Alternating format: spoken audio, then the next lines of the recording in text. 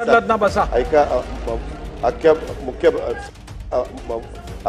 मुख्य सॉरी अध्यक्ष महोदय नारायण अध्यक्ष महोदय, उत्तरामध्ये याची जड मंत्री महोदयांनी सांगितलं 8वीचा वर्ग मंजूर करण्याचे शासनाचे धोरण नाही। याची तर त्याच उत्तरामध्ये मोफत व सक्तीचा शिक्षणाचा अधिकार अधिनियम RT 2009 मधील तरतुदीनुसार 8वीचा वर्ग मंजूर करण्यात आले। खाली मंत्री महोदयांनी सांगितलं अध्यक्ष महोदय की वित्त विभाग परवानगी देत नाही त्याला अनुदानासाठी, तर माननीय या राज्याचे अर्थमंत्री इडाए ओबीसी विभागाने 8वी 9वी 10वी विना अनुदानित या तत्वावर मंजुरी दिलेली आहे। तर आमचं असं मत आहे अध्यक्ष महोदय की अर्थमंत्री महोदयाला विनंती आमची की तुम्ही 8वी 9वी आणि 10वीच्या वर्गाला अनुदानित म्हणून किती दिवसात मंजुरी देण्यात येईल हे प्रश्नाचं उत्तर, कारण की यांनी अगोदरच मंजुरी दिलेली आहे। अध्यक्ष महोदय, अर्थमंत्री महोदय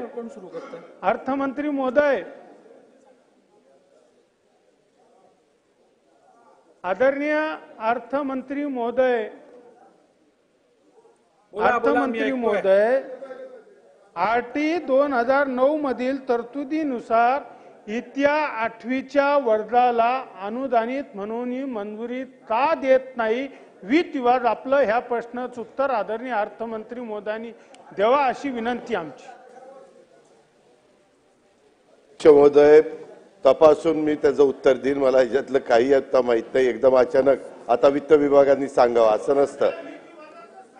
1 मिनिट जरी असलं तरी असं चालत नाही, ही पद्धत नाही मी प्रश्न विचारायची या संदर्भामध्ये। बसा, तुम्ही प्रश्न विचारलात ना बसा। ऐका अख्ख्या मुख्य सॉरी अध्यक्ष महोदय नारायण कुचेजी, ही काय पद्धत नाही। एक उपमुख्यमंत्री महोदय थांबा, तुमचं झालं, बोलून घ्या, तुमचं झालं।